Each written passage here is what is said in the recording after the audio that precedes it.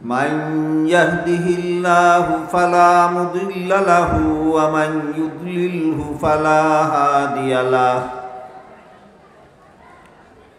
ونشهد أن لا إله إلا الله وحده لا شريك له ونشهد أن سيدنا ونبينا ومولانا محمدا عبده ورسوله صلى الله تعالى عليه وعلى آله وأصحابه وبارك وسلم. أما بعد فأعوذ بالله من الشيطان الرجيم. بسم الله الرحمن الرحيم.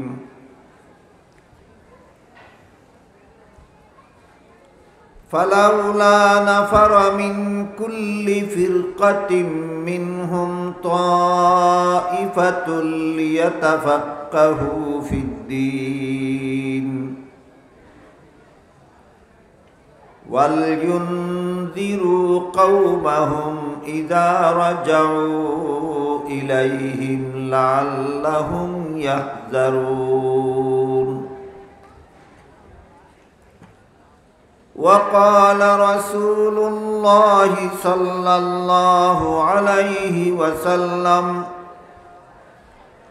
من يرد الله به خيرا يفقهه في الدين أو كما قال عليه الصلاة والسلام. হযরত উলামায়ে কেরাম, সম্মানিত সুধী সমাজ, দূর দূরান্ত থেকে আগত সর্বস্তরের মুসলমান ভাইয়েরা আমার ও আমার পর্দানিসীন মা ও বোনেরা, পবিত্র কোরআনের সূরায়ে তওবা এর 122 নম্বর আয়াতের শেষের দিকের অংশটুকু আমি আপনাদের সামনে তিলাওয়াত করেছি। তাতে আল্লাহ বলেন, হে মুমিন মুসলমানেরা, তোমাদের সকলের পক্ষ থেকে কিছু লোক তাফাক্কুহ ফিদ্দীন হাসিল করার জন্য বের হয়ে যাও। দুইটা শব্দ কোরআন হাদিসের ভাষাতেই বললাম, তাফাক্কুহ ফিদ্দীন। আপাতত এর বাংলা অর্থ বলা যেতে পারে ইসলামী শিক্ষা দীক্ষা, কিন্তু এই অনুবাদের দ্বারা তাফাক্কুহ ফিদ্দীন কথার মর্ম বোঝা সম্ভব নয়। অনুবাদটা তখনই বুঝে আসবে যখন আমরা এর মর্মটা বিশ্লেষণ সহকারে বুঝে নেব, তারপরে বুঝে আসবে অনুবাদ ইসলামী শিক্ষা দীক্ষা বলতে কি বোঝায়। ভাষাটা হুবহু বলে দিলাম। আল্লাহ বলেন, তোমাদের কিছু লোক তাফাক্কুহ ফিদ্দীন হাসিল করার জন্য বের হয়ে যায়। এখানে প্রধান শব্দ হলো দুইটা, একটা হইল দিন আর একটা হইল তাফাক্কুহ। এই দুইটা শব্দ পৃথক পৃথকভাবে বুঝলেই মর্মটা আমার ধারণা মতে সহজে বুঝে। একটা হলো দিন আর একটা হলো তাফাক্কুহ।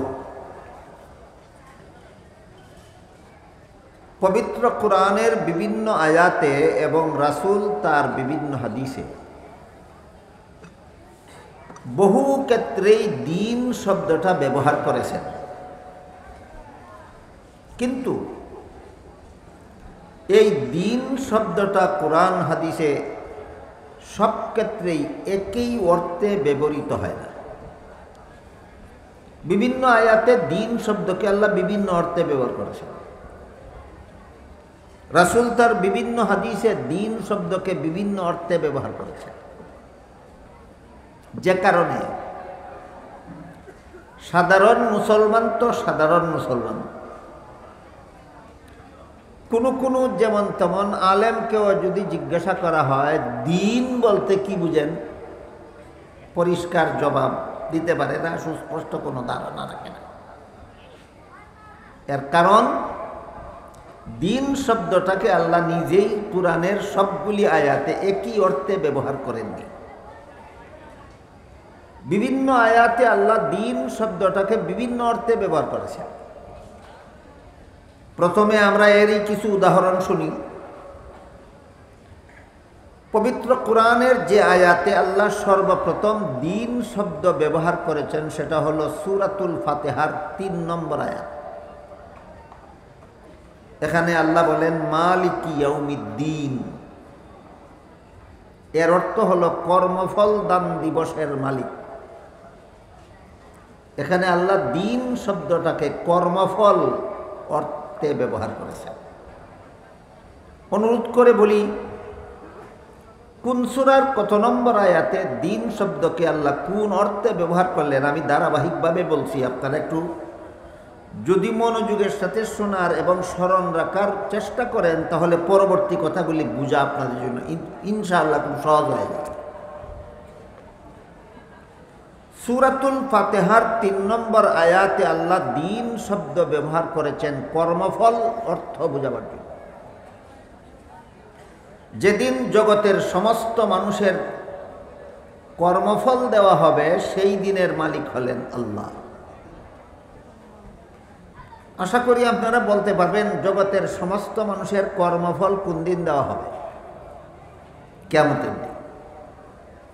কাজে আয়াতের শব্দার্থ হলো কর্মফল দান দিবসের মালিক আল্লাহ, মর্মার্থ হলো কিয়ামতের দিনের মালিক আল্লাহ। আমাদের যেহেতু এখানে একটা শব্দার্থ নিয়ে এই আলোচনা, দিন শব্দের অর্থ, এজন্য আমরা শব্দার্থটাই মনে রাখি। সূরাতুল ফাতিহার ৩ নম্বর আয়াতে আল্লাহ দিন শব্দটা ব্যবহার করেছেন কর্মফল অর্থ বুঝবার জন্য।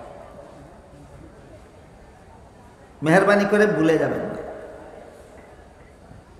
তারপরে দেখুন সূরাতুল বাকারার ২৫৬ নম্বর আয়াতে আল্লাহ বলেছেন লা ইকরাহা ফিদ্দীন। এখানে দিন অর্থ কর্মফল নয়, এখানে দিন শব্দটাকে আল্লাহ ধর্ম অর্থে ব্যবহার করেছে। আয়াতের অর্থ হলো ধর্মের বেলায় বল প্রয়োগ চলবে না।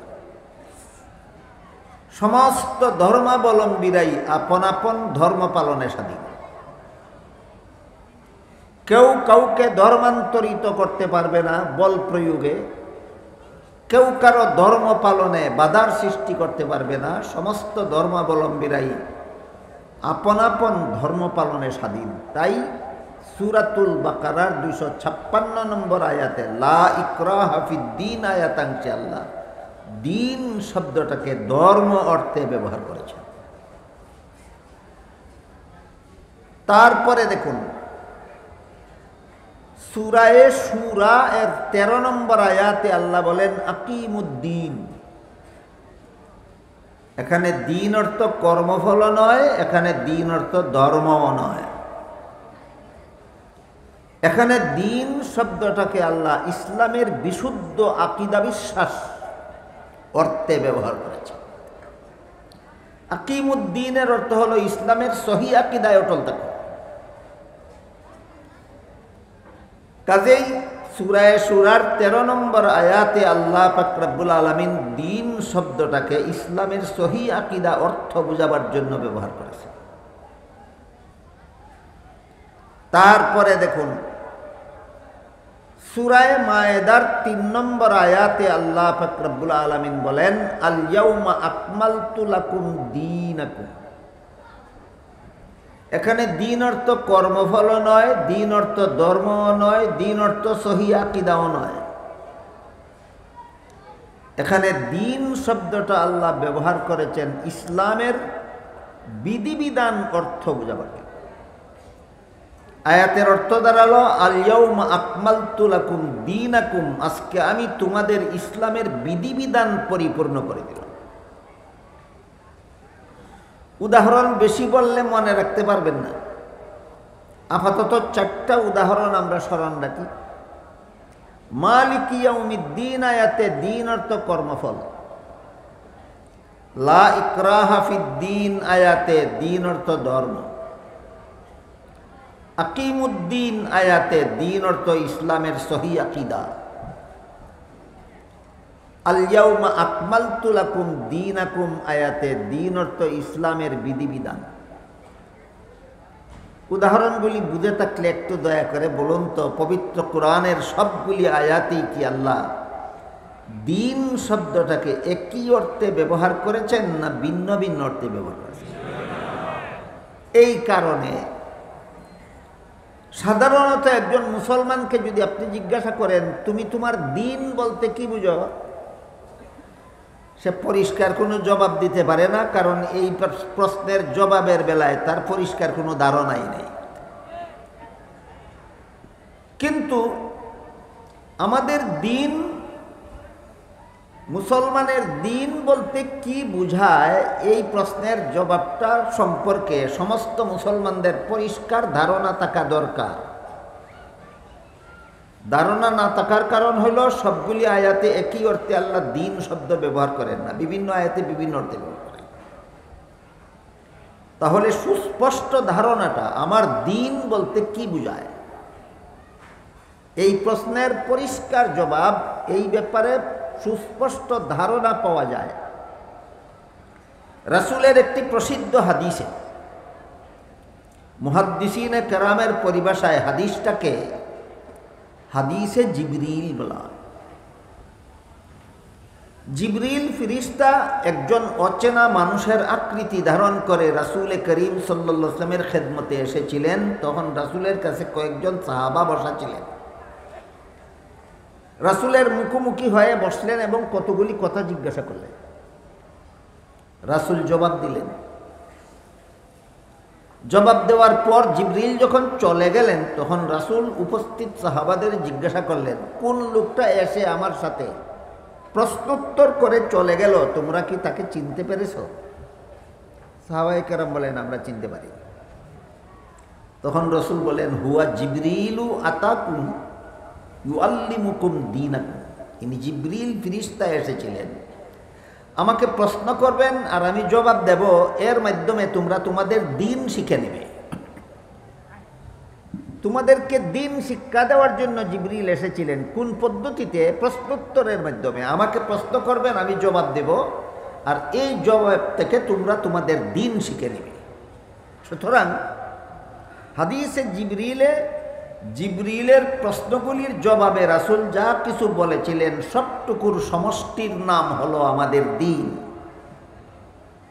তাই এবার দিন এর সাথে সংশ্লিষ্ট কোন কোন প্রশ্ন জিবরিল করেছিলেন আর রাসূল কি কি জবাব দিয়েছিলেন, ওইটা একটু বুঝতে হবে। জিবরিল প্রথম প্রশ্ন করেছিলেন, মাল ঈমান। ঈমান কাকে বলে? দুঃখের বিষয়, আমাদের সমাজের সাধারণ মুসলমান তো সাধারণ মুসলমান, অনেক বড় বড় শিক্ষিত মুসলমানও পরিষ্কার ভাষায় বলতে পারে না ঈমান কাকে বলে। বলুন তো, যেই লোকটা বলতে পারে না ঈমান কাকে বলে, তাহলে তার নিজের ঈমান আছে কি নাই বুঝবে কিভাবে? একজনে যদি টাকা কোন জিনিসের নাম চিনে না, তাহলে তার কাছে টাকা আছে কি নাই বলতে পারবে? একজনে যদি ঈমান চিনে না, তাহলে তার নিজের ঈমান আছে কি নাই বলবে কিভাবে? আমার কথা বুঝে থাকলে বলুন তো, ঈমান কাকে বলে, এই প্রশ্নের জবাবও কি মুসলমানের জানা দেখা দরকার না? কি বলে? প্রত্যেকটা মুসলমানের জন্য ঈমান কাকে বলে এই প্রশ্নের জবাব জানা সকল ফরজের বড় ফরজ। সকল ফরজের বড় ফরজ। জিবরিল রাসূলকে জিজ্ঞাসা করলেন, মাল ঈমান, ঈমান কাকে বলে? জবাবে রাসূল করিম সাল্লাল্লাহু আলাইহি ওয়াসাল্লাম ঈমানের 6টা মূল কথা বলে দিলেন। ঈমানের মূল কথা 6টা। কি কি 6 কথা আলেমগণের জানা আছে, হাদিসে জিবরিলে উল্লেখ আছে। কিন্তু আপনারা যারা আলেম নন, আপনারা সেই 6 কথা জানলে তো ঈমান আছে কিনা বুঝতে পারবেন, না জানলে তো বুঝতেই পারবেন না। এজন্য সর্বস্তরের মুসলমানেরা যেন এই 6 কথা জানতে পারে, সেই উদ্দেশ্যে উলামায়ে কেরাম হাদিসে জিবরিল থেকে চয়ন করে এই 6 কথা একটা কলেমার অন্তর্ভুক্ত করে দিয়েছেন। কলেমাটার নাম হলো ঈমানে মুফাসসাল। আমানতু বিল্লাহি ওয়া মালাইকাতিহি ওয়া কুতুবিহি ওয়া রুসুলিহি ওয়াল ইয়াউমিল আখিরি ওয়াল কদরি খাইরিহি ওয়া শাররিহি মিনাল্লাহি তাআলা ওয়াল বাসি বাদাল মাউত।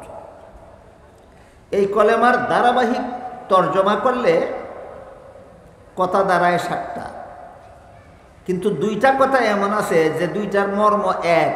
সুতরাং 2টার মর্ম যেহেতু এক, এই জন্য এই কলিমার মর্মার্থ বললে ঈমানের মূল কথা দাঁড়ায় 6টা। 1 নম্বরে আমি আল্লাহ বিশ্বাস করলাম, 2 নম্বরে আল্লাহর ফিরিস্তাগণ বিশ্বাস করলাম, 3 নম্বরে আল্লাহর নাজিলকৃত আসমানি কিতাবগুলি বিশ্বাস করলাম, 4 নম্বরে আল্লাহর প্রেরিত নবী রাসূলগণকে বিশ্বাস করলাম, 5 নম্বরে আল্লাহর নির্ধারিত তকদির বা ভাগ্য তালিকা বিশ্বাস করলাম, 6 নম্বরে আমি আখিরাত বা পরকাল বিশ্বাস করলাম। কথা হইল আল্লাহ বিশ্বাস, ফিরিস্তা বিশ্বাস, আসমানি কিতাব তথা কুরআন বিশ্বাস, নবী রাসূল বিশ্বাস, তকদির বিশ্বাস, আখিরাত বিশ্বাস। 6 বিশ্বাসের সমষ্টির নাম ঈমান। আজকের থেকে আর কোনো মুসলমান ভাই জীবনে কোনোদিন ভুলে যাবেন না, এই 6 কথা এর সমষ্টির নাম ঈমান। 6 কথার কোনো কথা মানলে ঈমান হয় না, সমষ্টিগত হবে। হ্যাঁ, একসাথে একত্রে 6 কথা মানলে এই লোকটা ঈমানদার। এই 6টা হলো ঈমানের মূল কথা। এর সাথে আরো কিছু আনুষঙ্গিক কথাও আছে। ঈমানের এই 6 কথার সাথে, মৌলিক 6 কথার সাথে আরো যত আনুষঙ্গিক কথা আছে সবগুলিকে সবিস্তারে দলিল প্রমাণ সহ উম্মতের শীর্ষস্থানীয় আলেমগণ একটা শাস্ত্রে বিন্যস্ত করেছেন। মাদ্রাসার পরিভাষায় একটা ফন্নে মুদাব্বান করেছেন। সেই শাস্ত্রটাকে পরিভাষাগতভাবে ইলমে আকাইদও বলা হয়, ইলমে কালামও বলা হয়।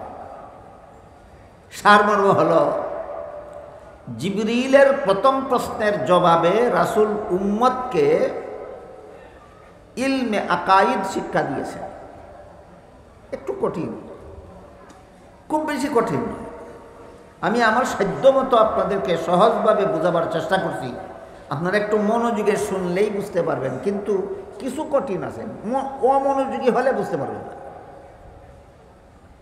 সারমর্ম হলো, জিবরিলের প্রথম প্রশ্নের জবাবে রাসূল উম্মতকে একটা ইলম শিক্ষা দিয়েছেন। এই ইলমটার নাম ইলমে আকাইদ। একটা ইলম শিক্ষা দিয়েছেন, ইলমটার নাম ইলমে আকাইদ। আপনারা যদি ধৈর্যের সাথে শুনেন তাহলে আমি কিছুক্ষণ পরে ইলমে আকাইদের ডেফিনেশন বলে দেব পরিষ্কার, তখন বুঝতে পারবেন ইলমে আকাইদ কোন ইলমের নাম। এরপর জিবরিল দ্বিতীয় প্রশ্ন করেছিলেন, মাল ইসলাম, ইসলাম কি?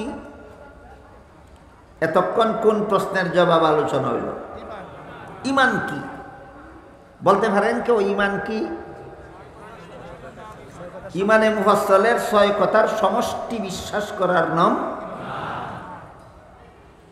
দ্বিতীয় প্রশ্ন করলেন, ইসলাম কি?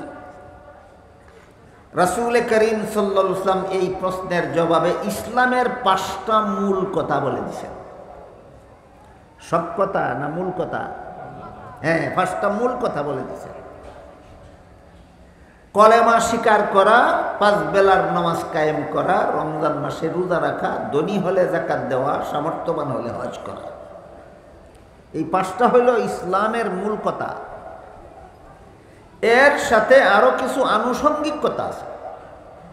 সবগুলিকে সবিস্তারে দলিল প্রমাণ সহ উম্মতের শীর্ষস্থানীয় আলেমগণ আরেকটি শাস্ত্রে বিন্যস্ত করেছেন, সেটাকে পরিভাষাগতভাবে ইলমে ফিকহ বলা হয়। সুতরাং জিবরিলের দ্বিতীয় প্রশ্নের জবাবে রাসূল উম্মতকে ইলমে ফিকহ শিক্ষা দিয়েছেন। আমি একটু নিজেকে নিজে যাচাই করি, আপনাদেরকে বুঝাতে সক্ষম হলাম না ব্যর্থ হলাম যাচাই করার জন্য জিজ্ঞেস করতে চাই। প্রথম প্রশ্নের জবাবে রাসূল উম্মতকে কোন ইলম শিক্ষা দিয়েছিলেন? ইলমে আকাইদ। দ্বিতীয় প্রশ্নের জবাবে রাসূল উম্মতকে কোন ইলম শিক্ষা দিলেন? ইলমে ফিকহ। একটু ধৈর্য ধরুন, একটু পরে আমি ইলমে আকাইদ কাকে বলে তার সংজ্ঞা বলে দেব, ইলমে ফিকহ কাকে বলে তার সংজ্ঞা বলে দেব। আগে আমার ফিরিস্তিটা শেষ হোক, তালিকাটা শেষ হোক।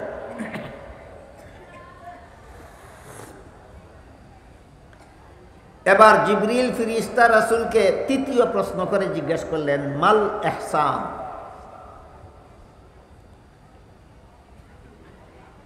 বান্দার পক্ষ থেকে আল্লাহর নির্বেজাল গুলামি, নির্বেজাল ইবাদত। নির্বেজাল ইবাদত কোনটা? নির্বেজাল গুলামি কোনটা? জবাবে রাসূল করিম সাল্লাল্লাহু আলাইহি ওয়াসাল্লাম, এটাকেই হাদিসের ভাষায় ইহসান বলা হয়েছে। ইহসানের মর্ম আমরা কি বুঝবো? আল্লাহর নির্বেজাল ইবাদত, নির্বেজাল গুলামি। ইহসানের মর্ম আমরা কি বুঝবো? বান্দার পক্ষ থেকে আল্লাহর কেমন গুলামি? নির্বেজাল। নির্বেজাল ইবাদত কোনটা? রাসূল করিম সাল্লাল্লাহু আলাইহি ওয়াসাল্লাম নির্বেজাল গুলামির দুইটা মূল কথা বলে দিয়েছেন। জবাবে রাসূল বলেন, আনতাবুদাল্লাহা কাআন্নাকা তারাহু ফাইল্লাম তাকুন তারাহু ফাইন্নাহু ইয়ারাক। নির্বেজাল গুলামির মূল কথা দুইটা। এক নম্বর, আল্লাহ সদা সর্বদা তোমার সামনে আছেন। দুই নম্বর, তুমি সদা সর্বদা আল্লাহর সামনে আছো। আল্লাহও আমার সামনে, আমিও আল্লাহর সামনে। আল্লাহও আমার সামনে, আমিও আল্লাহর সামনে। এই দুই কথা হইল নির্বেজাল ইবাদতের মূল কথা দুইটা।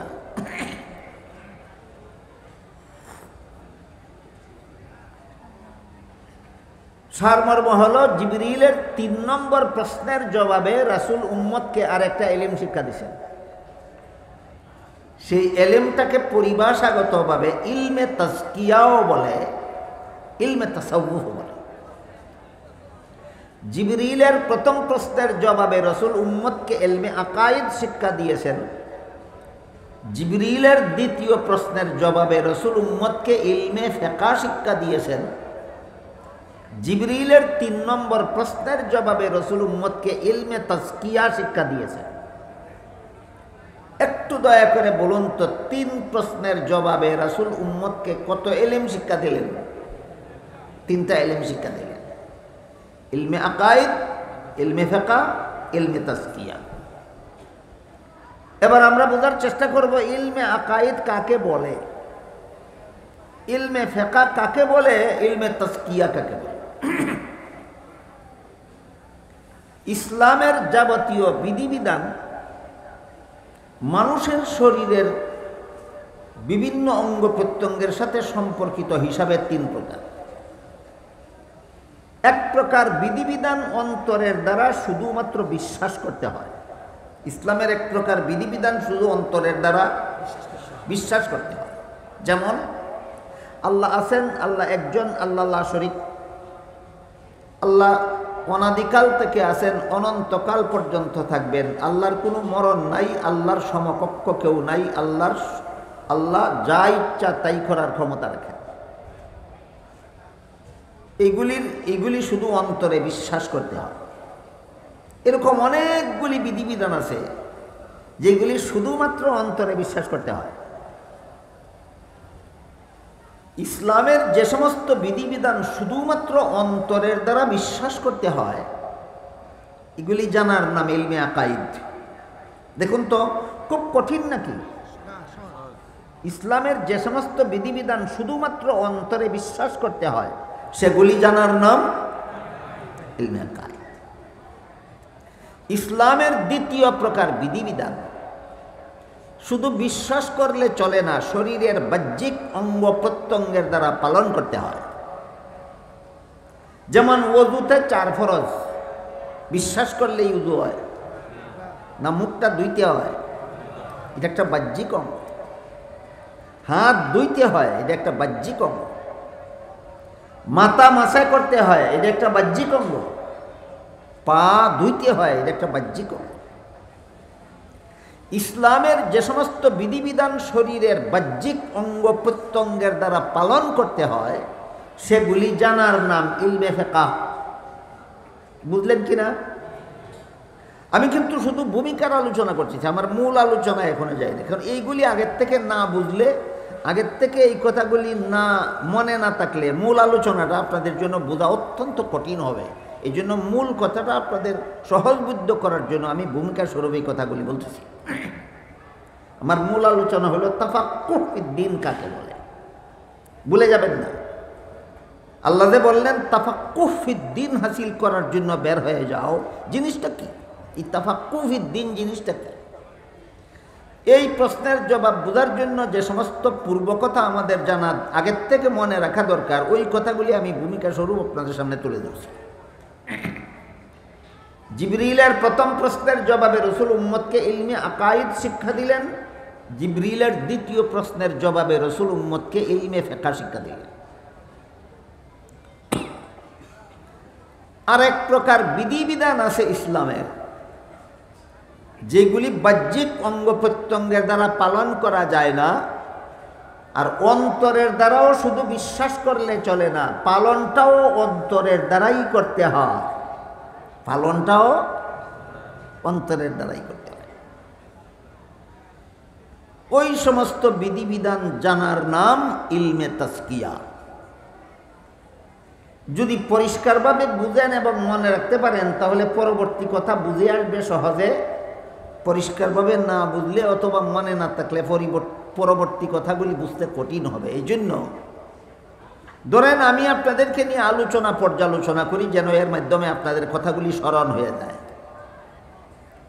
জিবরিলের 3 প্রশ্নের জবাবে রাসূল উম্মতকে কত প্রকার ইলম শিক্ষা দিলেন? প্রথম এলিমের নাম, দ্বিতীয় এলেমটার নাম, তৃতীয় এলেমটার নাম তাজকিয়া। ইলমে আকায়েদ কাকে বলে? ইসলামের যে সমস্ত বিধান শুধু অন্তরের দ্বারা বিশ্বাস করতে হয় সেগুলি জানার নাম ইলমে আকায়েদ। ইসলামের যে সমস্ত বিধিবিধান শরীরের বাহ্যিক অঙ্গ প্রত্যঙ্গের দ্বারা পালন করতে হয় সেগুলি জানার নাম ইলমে ফিকহ। ইসলামের যে সমস্ত বিধিবিধান পালনও অন্তরের দ্বারাই করতে হয় ওইগুলি জানার নাম ইলমে তাজকিয়া, ইলমে তাসাউফ। কত প্রকার ইলম শিক্ষা দিলেন? 3 প্রকার। জিবরিল চলে যাওয়ার পরে রাসূল বলেন হুয়া জিবরিলু আতাকুম ইউআল্লিমুকুম দীনাকুম। জিবরিল এসেছিলেন আমার সাথে প্রশ্নোত্তর করার মাধ্যমে তোমাদেরকে তোমাদের দ্বীন শিক্ষা দেওয়ার জন্য। তাহলে প্রশ্নোত্তরে কি পাইলাম আমরা? 3টা ইলম পাইলাম, ইলমে আকায়েদ, ইলমে ফিকহ, ইলমে তাজকিয়া। 3টা ইলমের সমষ্টির নাম হলো আমাদের দ্বীন। বুঝা থাকলে বলুন তো আমাদের দ্বীন বলতে কি বুঝায়? 3টা ইলমের সমষ্টি বোঝায়। আমাদের দ্বীন বলতে কি বুঝায়? 3টা ইলমের সমষ্টি বোঝায়। 1 নম্বর ইলমের নাম, 2 নম্বর ইলমের নাম, 3 নম্বর ইলমের নাম তাজকিয়া। তাজকিয়া সম্পর্কে আরো কিছু অস্পষ্টতা আমার মনে হয় আপনাদের রয়ে গেছে, সেটাকে পরিষ্কার করার জন্য আরেকটু কথা বলি। ইলমে তাজকিয়া ইসলামের কোন কোন বিধিবিধান জানার নাম যেগুলি অন্তরে বিশ্বাস করলেই চলে না, বাহ্যিক অঙ্গের দ্বারাও পালন করা যায় না, পালনটাও অন্তরের দ্বারাই করতে হয়। পালনও অন্তরের দ্বারাই করতে হয়। এর মূল কথা কটা? 2টা। একটা হলো আল্লাহ সর্বদা আমার সামনে আছেন, একটা আমি সর্বদা আল্লাহর সামনে আছি। কারণ এই হাদিসে জিবরিল বিভিন্ন সূত্রে বর্ণিত কোন সূত্রের বর্ণনায় আছে আনতাবুদাল্লাহ কাআন্নাকা তারাহু, কোন সূত্রের বর্ণনায় আছে আনতামালা, কোন সূত্রের বর্ণনায় আছে আনতাফআলা। সবটার মর্ম হলো আল্লাহ সদা সর্বদা আমার সামনে আছেন, আর আমিও সদা সর্বদা আল্লাহর সামনে আছি। আপনারা কি মনে করেন, আল্লাহ কি আমাদের সামনে আছেন না ও গোচরে আছেন? সামনে আছেন। আমরাও আল্লাহর সামনে আছি। কিন্তু আল্লাহ আমাদের সামনে তাকায় আর আমরা আল্লাহর সামনে তাকায়, একটা পার্থক্য আছে বিরাট। সেটা হইল সদা সর্বদা আল্লাহ আমার সামনে আছেন, কিন্তু আমি কোনোদিন আল্লাহকে দেখি না। আপনারা দেখেন? দুনিয়ার কোনো মানুষ কোনোদিন চর্মচোখে আল্লাহকে দেখতে পারবে না। হ্যাঁ, পরকালে মুমিন বান্দারা চর্মচোখেই আল্লাহকে দেখতে পারবে, এবং চর্মচোখে মুমিন বান্দারা যখন আল্লাহকে দেখবে তখন দেখার আনন্দটা জান্নাতের সমস্ত নিয়ামত উপভোগের আনন্দের চেয়েও বেশি হবে।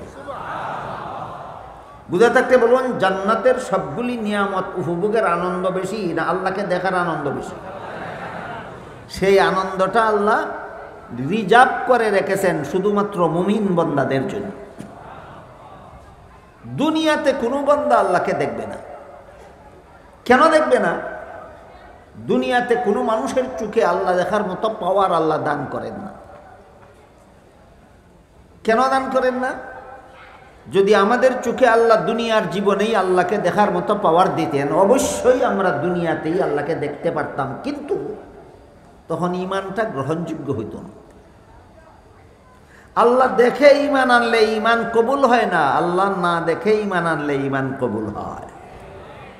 এই কথাটা বুঝে থাকলে একটু দয়া করে বলুন তো, দুনিয়ার জীবনে আল্লাহকে আমরা দেখার মতো পাওয়ার আমাদের চোখে না দিয়ে আল্লাহ আমাদেরকে বঞ্চিত করলেন না ঈমানটা গ্রহণযোগ্য হওয়ার ব্যবস্থা করলেন? এই কথাটাও কি সমস্ত মুসলমানদের জানা দরকার নাই? কেন দুনিয়াতে আল্লাহকে দেখি না? কেন? দেখার মতো পাওয়ার আল্লাহ ইচ্ছা করে আমার চোখে দেননি। কেন দিলেন না? দিলে অবশ্যই দেখতাম, কিন্তু তখন আমার ঈমানটাই গ্রহণযোগ্য হইতো না। আমার ঈমানটাকে গ্রহণযোগ্য রাখার জন্য দুনিয়াতে কোনো মানুষকে আল্লাহ দেখার মতো ব্যবস্থা আল্লাহ দেন না।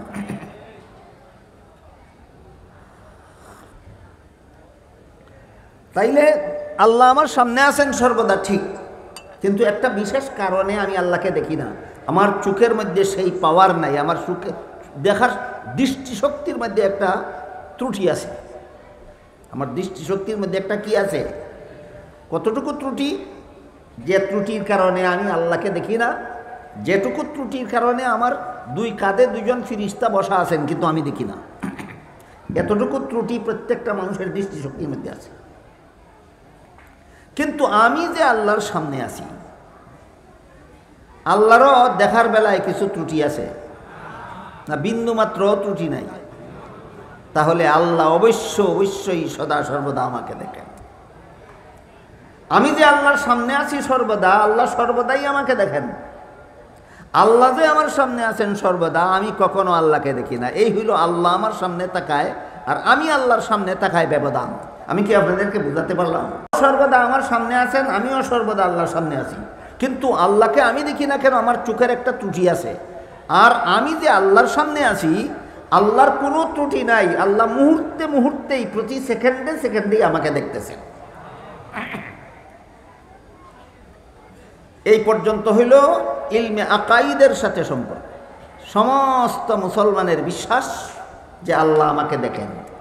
আপনারা কি এখানে কেউ আছেন যে আল্লাহ আমাকে দেখেন এই কথাটা বিশ্বাস করেন না? কেউ নেই। সব মুসলমানে বিশ্বাস করে যে আল্লাহ আমাকে দেখেন। তাহলে আল্লাহ আমাকে দেখেন, এই যে একটা বিশ্বাস আমরা করি, এই বিশ্বাসটা তো ইলমে আকাইদের মাসালা, এটা তো ইলমে তাজকিয়ার মাসালা নয়। অন্তরের দ্বারা আবার পালন করার ব্যাপারটা কিভাবে হইল? অন্তরের দ্বারা পালন করার ব্যাপারটা কি হইল বোঝার জন্য আরেকটু বোঝার চেষ্টা করি। আমরা যে বিশ্বাস করি আল্লাহ সদা সর্বদা আমাকে দেখেন, এই বিশ্বাসটা অন্তরে আছে ঠিক, কিন্তু এই বিশ্বাসটা আছে ঘুমন্ত। বিশ্বাসটা ঘুমন্ত, যে কারণে এই বিশ্বাস থাকা সত্ত্বেও দিন রাত 24 ঘন্টা আল্লাহর অবাধ্যতামূলক কর্মকাণ্ড করে যাচ্ছি, আল্লাহর নাফরমানি অহরহ করে যাচ্ছি। নাফরমানি করার সাহস কেন হয়? আমার তো বিশ্বাস আছে আল্লাহ আমাকে দেখতেছেন, তাহলে আল্লাহর অবাধ্যমূলক কাজ করার সাহস কেমনে হয়? বিশ্বাসটা আমার ঘুমন্ত, বিশ্বাসটা ঘুমন্ত। যতক্ষণ পর্যন্ত এই বিশ্বাস ঘুমন্ত থাকবে ততক্ষণ পর্যন্ত এটার সম্পর্ক থাকবে ইলমে আকাইদের সাথে। এই বিশ্বাসটা যখন জাগ্রত হবে তখন জাগ্রত অবস্থার সম্পর্ক হবে ইলমে তাজকিয়ার সাথে।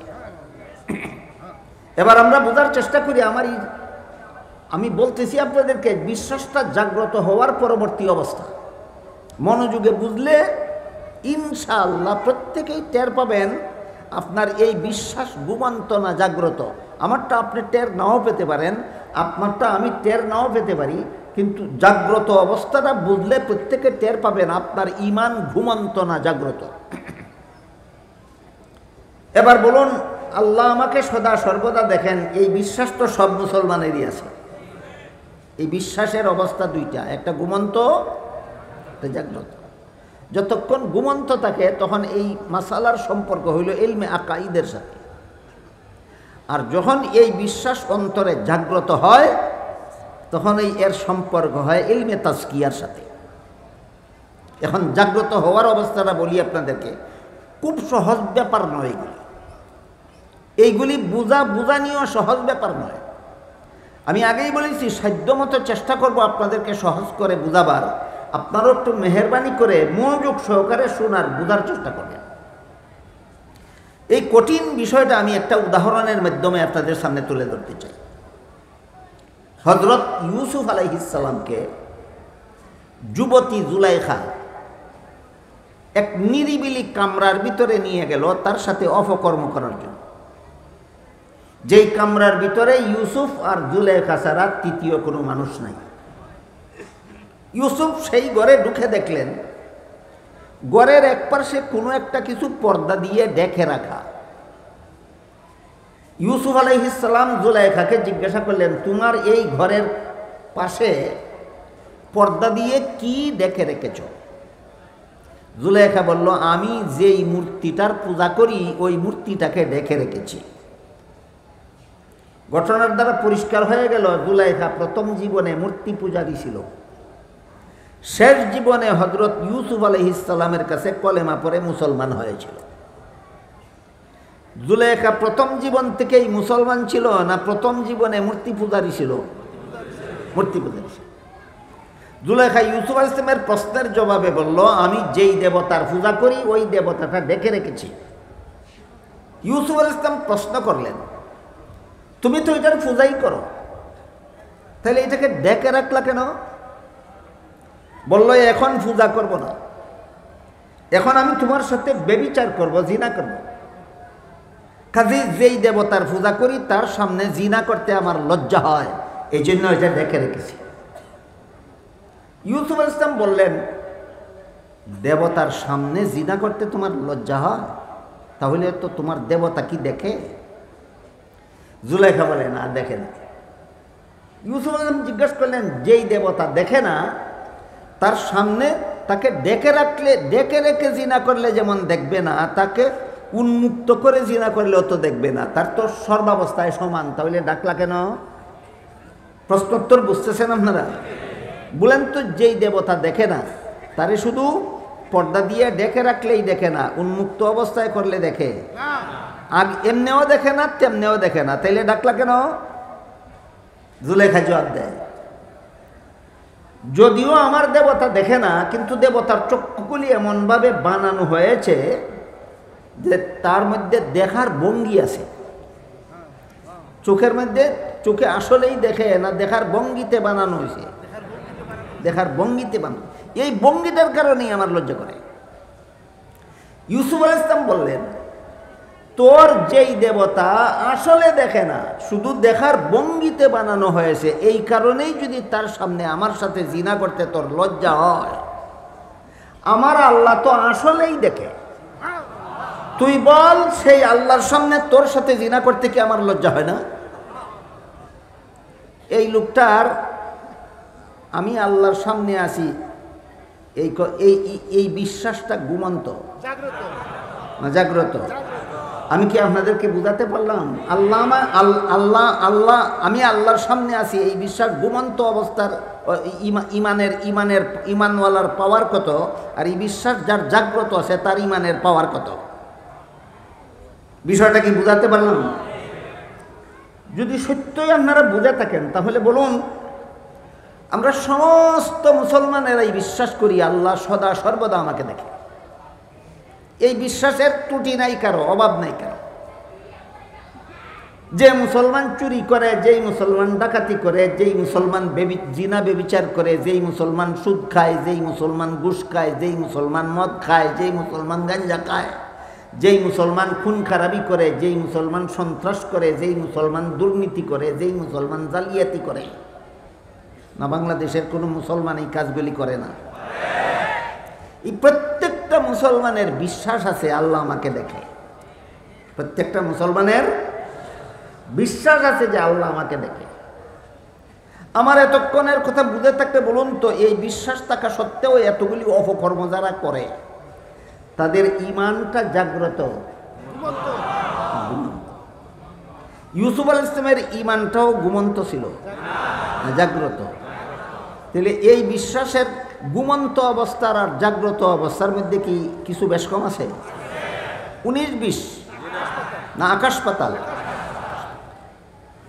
যতক্ষণ পর্যন্ত বিশ্বাসটা ঘুমন্ত থাকে ততক্ষণ পর্যন্ত এটার সম্পর্ক হলো ইলমে আকাইদের সাথে, আর যখন বিশ্বাস জাগ্রত হয়ে যায় তখন তার সম্পর্ক হয়ে যায় ইলমে তাজকিয়ার সাথে। এই ইলমটা শিক্ষা দিয়ে রাসূল বলেন, আনতাবুদাল্লাহা কাআন্নাকা তারাহু ফাইল্লাম তাকুন তারাহু ফাইন্নাহু ইয়ারাক। নির্বেজাল গোলামি হলো আল্লাহ আমার সামনে আছে, আমি আল্লাহর সামনে আছি, এই বিশ্বাস অন্তরে জাগ্রত করা। অন্তরে, এবার বলেন তো, অন্তরে জাগ্রত করা মুখের কাজ, হাতের কাজ, পায়ের কাজ, না অন্তরের কাজ? অন্তরের কাজ। ইসলামের যে বিধান অন্তরের দ্বারাই পালনও করতে হয়, ওই বিধান জানার নাম ইলমে তাজকিয়া, ওই বিধান জানার নাম ইলমে তাসাউফ। এর মূল কথা কটা? ইলমে তাজকিয়ার মূল কথা কটা? দুইটা। একটা হলো আল্লাহ আমার সামনে আছেন, আর একটা হলো আমি আল্লাহর সামনে আছি। এই যে দুইটা মূল কথা, আর দুইটা সাইট আছে, একটা হলো ঘুমন্ত অবস্থা আর একটা হলো জাগ্রত অবস্থা। যাদের এই দুই কথার বিশ্বাস ঘুমন্ত আছে, এরা মুসলমান হওয়া সত্ত্বেও এরা সদা সর্বদা সব রকমের গুনাহ নিয়ে ব্যস্ত থাকতে পারে, সব রকমের গুনাহ নিয়ে ব্যস্ত থাকতে পারে। এই দুইটা জিনিস যার অন্তরে জাগ্রত হয়ে যায় তখন আর এটা ইলমে আকাইদের সাথে সম্পর্কিত থাকে না, তখন এটা ইলমে তাজকিয়ার সাথে সম্পর্কিত হয়ে যায়। তখন একটা গুনার কাজের সাহসও আর তার মধ্যে থাকে না। এই এলেমটা শিক্ষা দিলেন রাসূল উম্মতকে জিবরিলের তৃতীয় প্রশ্নের জবাবে।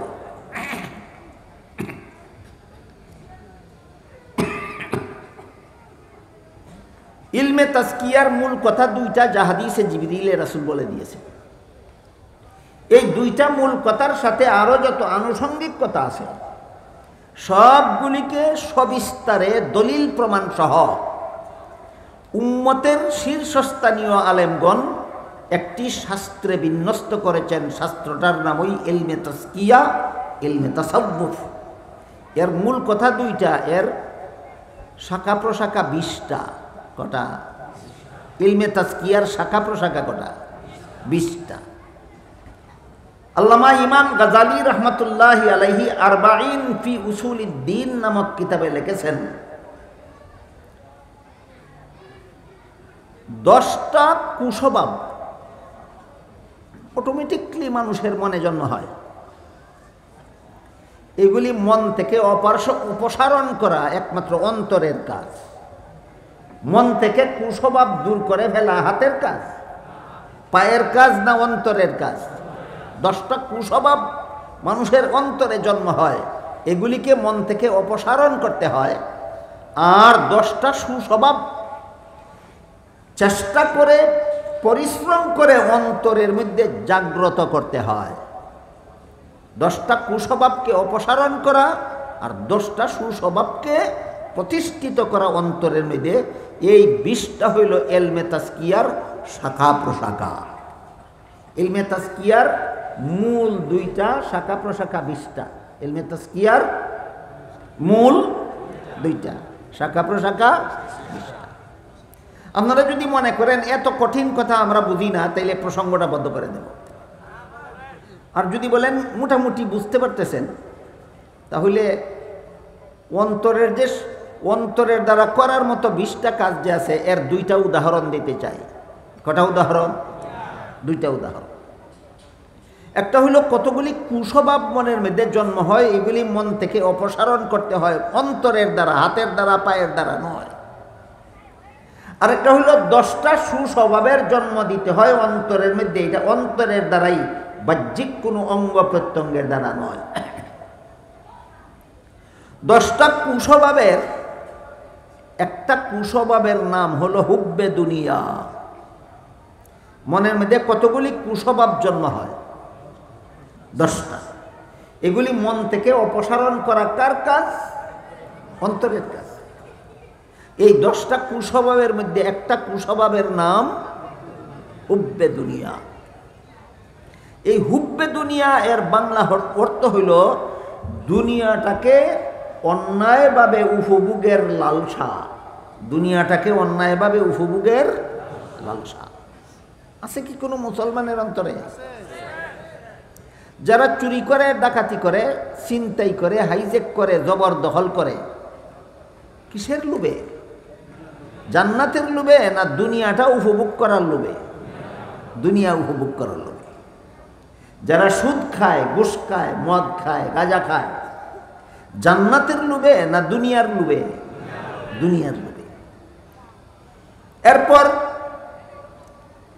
যারা মসজিদের মুসল্লিরা চায় না তাকে ইমাম হিসাবে বরণ করে নিতে, হয়তো তার কেরাত ভুল, না হয়তো তার নামাজের মাসালা মাসাইল জানা নাই, কেমন ভুল করলে সহসজদা দিলে নামাজ শুদ্ধ হয়ে যায়, আর কেমন ভুল করলে সহসজদা দিলেও নামাজ শুদ্ধ হয় না, এগুলি ইমামে জানেই না। এই কারণে মুসল্লিরা তাকে ইমাম হিসাবে মানতে রাজি না। কমিটির সাথে গোপনে আতাত করে, হয়তো কমিটির কাউকে ঘুষ দিয়ে ইমামতির পদটা দখল করে নিল। মুসল্লিরা নারাজ তাকায় না তাকায় তার কিছু আসে যায় না।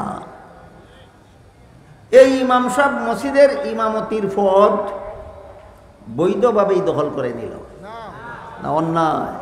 অন্যায়। ব্যস্তের লোভে না দুনিয়া? এরকম অন্যায়ভাবে পদ জবরদখল করা এবং অন্যায়ভাবে পদটাকে দখল করে নিজের দখলে রাখার অপকর্ম কি বর্তমান সমাজের কোনো মুসলমান করে? বলুন, অন্তরের কোন কুস্বভাবের ফসল? হুব্বে দুনিয়া। কোন কুস্বভাব? হুব্বে দুনিয়া। হাদিস শরীফে রাসূল করিম সাল্লাল্লাহু আলাইহি ওয়াসাল্লাম বলেন, কঠিন হাসরের দিন 3 দল মানুষের প্রতি আল্লাহ রহমতের দৃষ্টিতে তাকাবেন না। কত দল? কোন দৃষ্টিতে তাকাবেন না? বলুন আপনারা, হাসরের দিন, শেষ বিচারের দিন আল্লাহ যাদের দিকে দয়া মায়ার দৃষ্টিতে তাকাবেন না, এরা ভাগ্যবান না কপাল পুরা? এই 3 দল কপাল পুরার মধ্যে এক দল আম্মা কাউমান ওয়াহুম লাহু কারিহুন, যাদের কর্তৃত্ব জবরদখল করে দখলে রেখেছে, তার অযোগ্যতা এবং দুষ্টামির কারণে ওরা তাকে কর্তা হিসাবে মানতে রাজি নয়। আল্লাহ রসুল বলেন, এই হতবাগার চেহারার দিকে আল্লাহ রহমতের দৃষ্টিতে তাকাবেন না। কোন কুস্বভাব? অন্যায়ভাবে কর্তৃত্ব দখল করে রাখে কোন কুস্বভাবের ফসল? হুব্বে দুনিয়া। অপরের মাল অন্যায়ভাবে আত্মসাৎ করে কোন কুস্বভাবের ফসল? হুব্বে দুনিয়া। আর অপরের নারীকে পথে ঘাটে, হাটে মাঠে, শহরে বন্দরে, যেখানে সেখানে উপভোগের চেষ্টায় মেতে যায় বেহেশতের আশায়, না দুনিয়ার লালসায়? বুঝে থাকলে বলুন, বর্তমান বাংলাদেশে কোনো মুসলমানের অন্তরে এই 10টা কুস্বভাবের একটা আছে আর বাকিগুলি নাই? আমি তো একটা উদাহরণস্বরূপ বললাম, আরো তো 9টা আছে। এই 10টা কুস্বভাবের মধ্যে একটা কুস্বভাবের নাম হুব্বে দুনিয়া। একটা কুস্বভাব অন্তরে থাকলে, যার অন্তরে থাকে, হাজার হাজার লক্ষ লক্ষ কোটি কোটি পাপ সে দিন রাত 24 ঘন্টা অহরহ করতে থাকে। যত মানুষ দুনিয়াতে যত রকমের অন্যায় অপরাধ করে, যত রকমের জুলুম নির্যাতন করে, যত রকমের পাপের কাজ করে, যত রকমের গুনার কাজ করে, সবগুলি এই 10টা কুস্বভাবের ফসল। সবগুলি 10টা কুস্বভাবের ফসল। এর মধ্যে একটা কুস্বভাবের কথা বললাম আজকে, নাম হুব্বে দুনিয়া। আমার কথা বুঝে থাকলে বলুন, বাংলাদেশের কোনো মুসলমানের অন্তরে এমন কুস্বভাব আছে? এটা হাতে পরিষ্কার করতে হয়, না মুখে, না পায়ে, না অন্তরের দ্বারাই? অন্তরের দ্বারাই। এটা অন্তরের কাজ।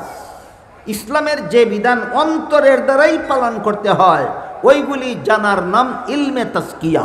এগুলি জানার নাম ইলমে তাজকিয়া। তো জিবরিলের 3 প্রশ্নের জবাবে রাসূল উম্মতকে 3 এলেম শিক্ষা দিলেন। মনে আছে কথা? বলতে পারেন প্রথম প্রশ্নের জবাবে কোন এলিম শিক্ষা দিলেন? দ্বিতীয় প্রশ্নের জবাবে কোন এলিম শিক্ষা দিলেন? তৃতীয় প্রশ্নের জবাবে কোন এলিম শিক্ষা দিলেন? ইলমে তাজকিয়া। ইলমে তাজকিয়ার মূল কথা 2টা হাদিসে রাসূল বলেছেন, আর সর্বমোট ইলমে তাজকিয়ার শাখা প্রশাখা 20টা। 20টার মধ্যে 10টা কুস্বভাব অন্তরের দ্বারাই, অন্তর থেকে পরিষ্কার করতে হয়, আর 10টা সুস্বভাব অন্তরের চেষ্টার দ্বারা অন্তরে স্থাপন করতে হয়। 10টা সুস্বভাব। এই 10টা সুস্বভাবের মধ্যে একটা সুস্বভাব, আজকে বলছিলাম একটা উদাহরণ দেব।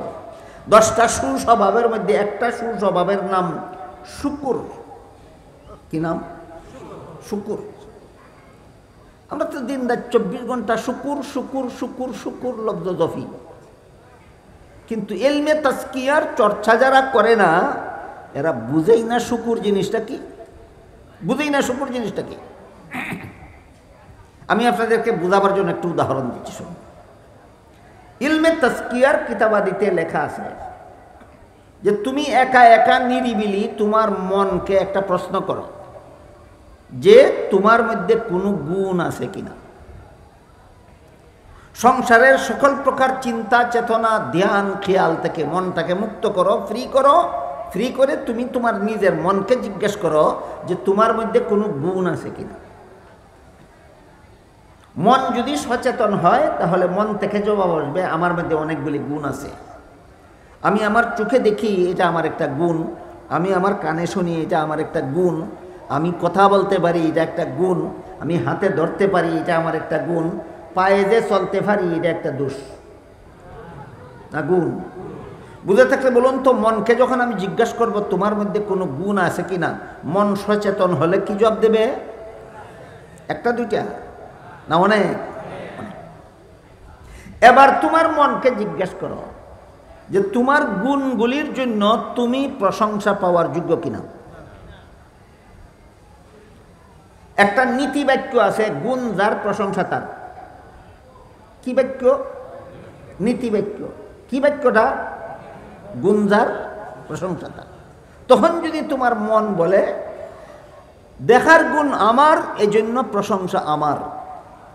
কানে শোনার গুণ আমার, এই জন্য প্রশংসার গুণ আমার। কথা বলার গুণ আমার, এই জন্য প্রশংসা আমার। বিদ্যা বুদ্ধি আমার, এই জন্য প্রশংসা আমার। এলেম কালাম আমার, এই জন্য প্রশংসা আমার। এই জবাব যদি অন্তর থেকে আসে, তাইলে তোমার মধ্যে শুকুর নাই। কি নাই? শুকুর। তাহলে শুকুর এমনিই মনের মধ্যে সৃষ্টি হয় না দীর্ঘ সাধনার মাধ্যমে অন্তরের মধ্যে জন্ম দিতে হয়? ওই সাধনাটার নাম তরিকতের মেহনত, ওই সাধনাটার নাম তরিকতের মেহনত। আমাদের দেশে তরিকত ফাউন্ডেশন আছে, তরিকতের মেহনত নাই। ফাউন্ডেশনে তরিকত হাসিল হয় না, মেহনতের দ্বারা তরিকত হাসিল হয়। যদি আমার মন জবাব দেয় আমার গুণের জন্য প্রশংসা, আমি প্রশংসা পাওয়ার যোগ্য, তাহলে প্রমাণ হয়ে গেল আমার মধ্যে, আমার মনের মধ্যে 10 গুণের একটা গুণ যে ছিল শুকুর, এটা আমার মধ্যে নাই। তাহলে এই গুণটা অন্তরে সৃষ্টি হবে কিভাবে? অন্তরে সৃষ্টি হবে তোমার নামাজের মধ্যে। একটা হলো শরীরের নামাজ, আর একটা হলো অন্তরের নামাজ। নামাজ কত রকম? একটা শরীরের নামাজ, অন্তরের নামাজ। তোমার নামাজটাকে অন্তরের নামাজ বানাও। বলুন তো আপনারা, আমরা নামাজে দাঁড়িয়ে প্রত্যেক রাকাতের শুরুতেই অন্য সূরা পড়ার আগে কোন সূরা পড়ি? সূরা ফাতিহা। সূরা ফাতিহার প্রথম কথাটাই হলো আলহামদুলিল্লাহ। প্রথম কথাটাই আলহামদুলিল্লাহ। আপনাদের মধ্যে আমি আশা করি অনেকেই আছেন যারা বলতে পারেন যে এই আলহামদুলিল্লাহ অর্থ কি? জি না, আলহামদুলিল্লাহ অর্থ হইল সমস্ত প্রশংসা আল্লাহর। সমস্ত প্রশংসা, এটা মুখের নামাজ, শরীরের নামাজ। জীবনভর শরীরের নামাজ পড়ি, জীবনভর প্রত্যেক রাকাতে বলি সমস্ত প্রশংসা আল্লাহর, সমস্ত প্রশংসা আল্লাহর, সমস্ত প্রশংসা আল্লাহর। কিন্তু আমার মনে মনে আছে আমার বিদ্যা বুদ্ধির জন্য প্রশংসাটা আমার, আমার ইলম কালামের জন্য প্রশংসাটা আমার। আমার নামাজটা শুধু মুখের নামাজ হইল, অন্তরের নামাজ হইল না। তাহলে নামাজটা অন্তরের হবে কখন? নামাজটা অন্তরের হবে তখন তুমি তোমার মনকে এবার প্রশ্ন করো, তোমার চোখের দেখার গুণ যদি তোমার হয়, কানে শোনার গুণ যদি তোমার হয়, কথা বলার গুণের প্রশংসা যদি তোমার হয়, তোমার বিদ্যা বুদ্ধির গুণের প্রশংসা যদি তোমার হয়, তোমার এলেম কালামের প্রশংসা যদি তোমার হয়, তাহলে আবারও বলো আলহামদুলিল্লাহ অর্থ কি? সমস্ত প্রশংসা আল্লাহর হইলে তোমার চোখে দেখার প্রশংসা কার? সমস্ত প্রশংসা আল্লাহর হইলে তোমার কানে শোনার গুণের প্রশংসা কার? সমস্ত প্রশংসা আল্লাহর হইলে তোমার এলেম কালামের প্রশংসা কার? সমস্ত প্রশংসা আল্লাহর হইলে তোমার বিদ্যা বুদ্ধির প্রশংসা কার? যদি এই কথাটা অন্তরে আমি বদ্ধমূল করতে পারি, তখন 10 গুণের 1 গুণ আমার অন্তরে স্থাপন হইল। তখন আমি যে আলহামদুলিল্লাহ রাব্বিল আলামিন বলি, এটা শুধু মুখের নামাজ হবে না, এটা অন্তরের নামাজ হবে। বিষয়টা কি আমি আপনাদেরকে বুঝাতে পারলাম? তো ইমাম গাজালি লেখেন, এই হুব্বে দুনিয়ার মতো আরো 9টা কুস্বভাব আছে মনের মধ্যে, মনের দ্বারাই পরিষ্কার করতে হয়। আর শুকুরের গুণের সাথে আরো 9টা গুণ আছে, মনের দ্বারাই মনে স্থাপন করতে হয়। সুতরাং ইলমে তাজকিয়ার শাখা প্রশাখা হইল 20টা। ইলমে তাজকিয়ার শাখা প্রশাখা 20টা। জিবরিলের প্রথম প্রশ্নের জবাবে রাসূল উম্মতকে ইলমে আকাইদ শিক্ষা দিয়েছেন। জিবরিলের দ্বিতীয় প্রশ্নের জবাবে রাসূল উম্মতকে ইলমে ফিকহ শিক্ষা দিয়েছেন। জিবরিলের তৃতীয় প্রশ্নের জবাবে রাসূল উম্মতকে ইলমে তাজকিয়া শিক্ষা দিয়েছেন। 3 ইলমের সমষ্টিকে বলেছেন হুয়া জিবরিলু আতাকুম ইউআল্লিমুকুম দীনাকুম। এই যে জিবরিল ফেরেশতা কথাগুলি আমাকে জিজ্ঞাসা করলেন আর আমি যে জবাব দিলাম, এটার সমষ্টির নাম তোমাদের দ্বীন। এতক্ষণের কথা বুঝে থাকলে এবার বলুন তো, আমাদের দ্বীন কত ইলমের সমষ্টি? 3টা ইলমের সমষ্টি হলো আমাদের দ্বীন। ইলমে আকাইদ, ইলমে ফিকহ, ইলমে তাজকিয়া, 3 ইলমের সমষ্টির নাম হলো আমাদের দ্বীন।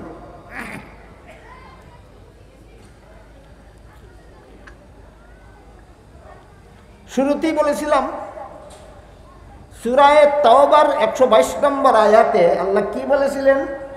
কিছু মুসলমান বের হয়ে যাও দ্বীন হাসিলের জন্য, না তাফাক্কু ফিদ দ্বীন হাসিলের জন্য। দ্বীন হাসিলের জন্য বলেছেন আল্লাহ, না তাফাক্কু ফিদ দ্বীন? বলে গেলেন আল্লাহ বলেন ফালাউলা নাফারা মিন কুল্লি ফিরকাতিম মিনহুম তাইফাতুল লিয়াতাফাক্কাহু ফিদ্দীন। লিয়াতাআল্লামু ফিদ্দীন বলেননি, লিয়াতাফাক্কাহু ফিদ্দীন বলেছেন। এর মানে হলো দিন হাসিলের জন্য বের হয়ে যাও বলেননি, তাফাক্কুহ ফিদ্দীন হাসিলের জন্য বের হয়ে যাও। বলেছিলাম দুইটা শব্দ পৃথক পৃথকভাবে বুঝলে মর্ম বোঝা সহজ হবে। একটা হইল দিন আর একটা হইল তাফাক্কুহ ফিদ্দীন। এতক্ষণে আমি আপনাদেরকে দিন বুঝাবার চেষ্টা করেছি, বুঝে থাকলে বলুন তো দিন কোন জিনিসের নাম? তিনটা এলিমের সমষ্টির নাম দিন। ইলমে আকাইদ, ইলমে ফিকহ, ইলমে তাজকিয়া, তিন এলিম এর নাম দিন। এবার আমরা বোঝার চেষ্টা করি তাফাক্কুহ ফিদ্দীন কি। তাফাক্কুহ ফিদ্দীনের মর্ম হলো ইলমে আকাইদের মাসাইলগুলি অন্তরে বিশ্বাস করো, ইলমে ফিকহের বিষয়গুলি বাহ্যিক অঙ্গ প্রত্যঙ্গের দ্বারা পালন করো, ইলমে তাজকিয়ার বিষয়গুলি অন্তরের দ্বারা পালন করো। যে ইলমে আকাইদের বিষয়গুলি অন্তরে বিশ্বাস করে, যে ব্যক্তি ইলমে ফিকহের বিষয়গুলি বাহ্যিক অঙ্গ প্রত্যঙ্গের দ্বারা আমল করে, আর যে ইলমে তাজকিয়ার বিষয়গুলি অন্তরের দ্বারা পালন করে, ওই ব্যক্তির তাফাক্কুহ ফিদ্দীন হাসিল হইল। কি হাসিল হইল? এই মর্মে হাদিস শরীফে রাসূল বলেন, মান ইউরিদিল্লাহু বিহি খাইরান ইউফাক্কিহু ফিদ্দীন। আল্লাহ নিজে যার মঙ্গল চান তাকে দিন দান করেন বলেননি রাসূল, বলেন তাফাক্কুহ ফিদ্দীন দান করেন। আল্লাহ যার মঙ্গল চান তাকে দিন দান করেন না তাফাক্কুহ ফিদ্দীন দান করেন? বুঝে থাকলে বলুন তো তাফাক্কুহ ফিদ্দীন বলতে আমরা কি বুঝলাম? তিন এলেমের বাস্তবায়নের নাম, নিজের জীবনে তিন এলেমের বাস্তবায়নের নাম তাফাক্কুহ ফিদ্দীন। তিনটা এলেমের বাস্তবায়ন যার জীবনে হয়ে গেল, প্রমাণ হয়ে গেল আল্লাহ নিজে তোমার উপকার করতে চান। এই কথাটাই বুঝিয়ে এক হাদিসে রাসূল এই তিন এলেম শিক্ষা দিলেন, আর এক হাদিসে শিক্ষা দিলেন এই তিন এলেম যার মধ্যে বাস্তবায়ন হয় তাকে তার তাফাক্কুহ ফিদ্দীন হাসিল হয়। আল্লাহ পাক রব্বুল আলামিন নিজেই তার মঙ্গল চান। দুইটা বিষয় কি আমি আপনাদের বোঝাতে পারলাম? দিন কাকে বলে আর তাফাক্কুহ ফিদ্দীন কাকে বলে? তিন এলেমের সমষ্টিকে দিন বলে, আর তিন প্রকার এলেম নিজের জীবনে বাস্তবায়ন করাকে তাফাক্কুহ ফিদ্দীন বলে। এবার বলেছিলাম মর্ম বুঝলে পরে বাংলা তর্জমা বুঝবেন। বাংলা তর্জমাটা কি বলেছিলাম মনে আছে কারো? আল্লাহ বলেন, হে মুসলমানেরা, তোমাদের সকলের পক্ষ থেকে কিছু মুসলমান বের হয়ে যাও ইসলামী শিক্ষা দীক্ষা গ্রহণের জন্য। শিক্ষা দীক্ষা, ইসলামী শিক্ষা তিন প্রকার: ইলমে আকাইদ, ইলমে ফিকহ, ইলমে তাজকিয়া। এটা হাসিল করার পরে নিজের জীবনে বাস্তবায়ন করলে দীক্ষা হয়, জানলে পরে শিক্ষা হয়, আর বাস্তবায়ন করলে দীক্ষা হয়। তিন এলিম জানা এবং তিন এলিম জীবনে বাস্তবায়ন করার জন্য আল্লাহ পাক রব্বুল আলামিন নির্দেশ দিয়েছেন। এইটার নাম হইল তাফাক্কুহ ফিদ্দীন।